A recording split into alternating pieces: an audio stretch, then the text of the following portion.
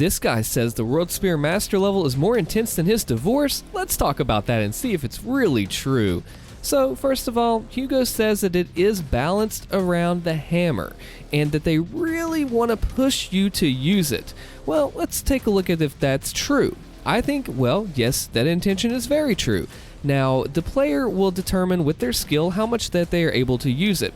Personally, I didn't use it enough in my run, and I felt it. I could tell that by the way the combat flowed, that the devs did want you to do the hammer usage, and they did that successfully in communicating that message. So yes, it is true. I look at the arenas and I see a lot of Revenants and Arachnotrons. I almost called them Revenants. And if you think about it, those have breakable weak points. So boom, boom on the Revenant, boom on the Arachnotron glory kill, and you already have your hammer back.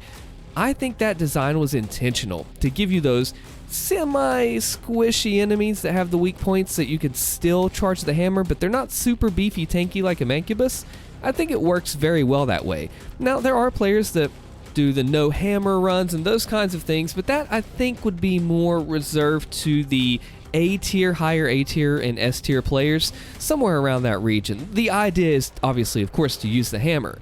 There are some pretty cool areas in there, some definitely challenging arenas that push your limits using new hazards and different tricks and some cool things we'll talk about in a minute, like an archvile and cursed prowler combo. I mean, if you think about it, if the cursed prowler gets you, you're not going to be able to get to the archvile as easily. Your target becomes switched. You'd have to think about, okay, do I endure this curse, which did get nerfed? Instead of 10 damage every 1 second, it's supposed to be now like every 2.5 seconds.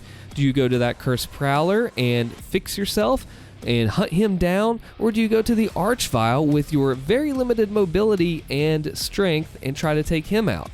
See, that's the cool thing about when you put these different enemy types in Eternal that synergize and work off each other. It's a really cool thing, even though it can be really tough. Well, then again, a Cursed Prowler makes any encounter a little bit spicier, wouldn't you say?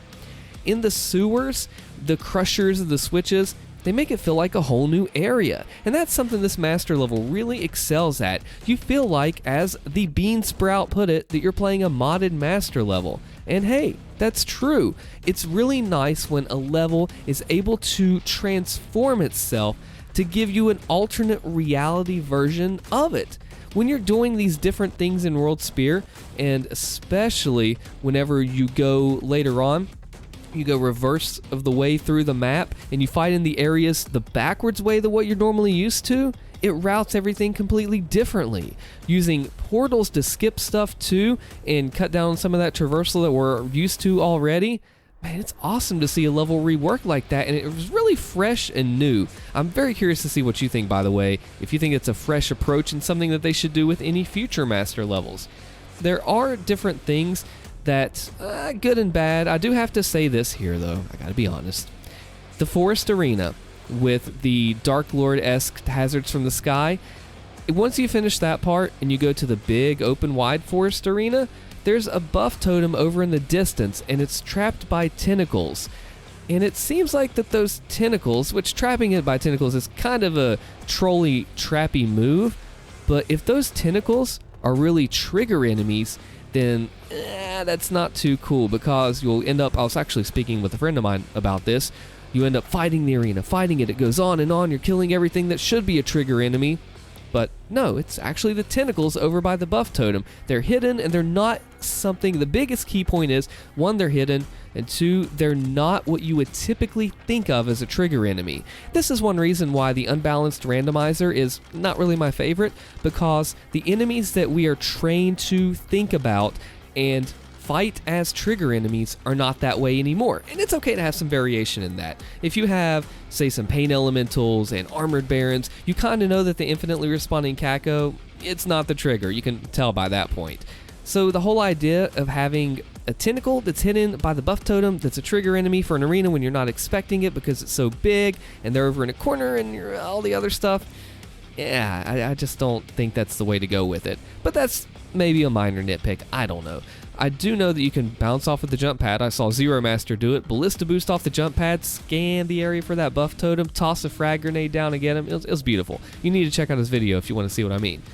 Now, the last arena really gave me some Terrace Nabad master level vibes. I went in to get the crystal and do all that cool stuff, and I'm teleported out to almost a battleground type arena in the donut, and I'm like, wow, okay, this is the Terrace Nabad marathon at the end. And it's a different approach that I was not expecting. There's also something I was hoping for, but we'll get to that here in a second. It's about the end of the level. See if you can guess what it is. And then it takes you through each different encounter, and it reminded me of the gauntlet there. There was an area with the cacos and the electric that I got some pretty daggone bad frame drops. I don't have a very good system. It's not like super top of the line, but I heard other people got those frame drops too, but maybe that's just a part of it. I'm very curious to hear what happened to the console players on the older and the newer gen, the next gen stuff, if they got the drops, or whenever it comes out on Switch, which it's supposed to in the near future or something like that. The Slayers Club note said, as far as they didn't give a timeline, but soon. I think that I like to see what they have to say, because that's super optimized. Anyway, the last arena, the marathon, the 2 Doom Hunter Marauder, that was reminiscent of the Super Gorness Tyrant Doom Hunter Donut Room, at least to me, because you put those tight enemies in there and you really have to, I would say, get rid of the Doom Hunters and then work your way to that Marauder. But either way, they did a lot with it there. When we think about the combat in general of the level, I don't know if this is just me or not. See, I did Horde and Mars and this. I was like 4 hours deep into the stream, and this level just felt longer. Am I crazy or am I not crazy? It wasn't that much longer by my time on the recording, but it felt that way. Maybe I was just getting tired, but a lot of people have some super positive feedback about this level and said it's the best one. I think I need to give it more tries to really let it sink in and have a fresh mind instead of a tired one as I go to it. No, I'm not making any excuses or anything. I know it pushes the limits, but I was hoping I knew it. I knew it would be there, and it's just not. The 5 Marauder Easter egg. There's no way to fast travel back to go get to it. It's an Easter egg that I found some months back. You fight 5 Marauders in the forest arena. If you want to check out the video on that, it explains how to do it. I highly recommend it. And if you are able to use no clip or something like that, you can fight the arena and the Marauders at the same time, which is an interesting challenge. But being that the area and the routing and the path of the level changed, I can understand why there was no fast travel. Plus, I mean, there's really nothing you need to go back for at that point with the master level, right? That, unfortunately, had the byproduct of no 5 Marauder Easter egg. But that's okay. I understand why they did that. No worries.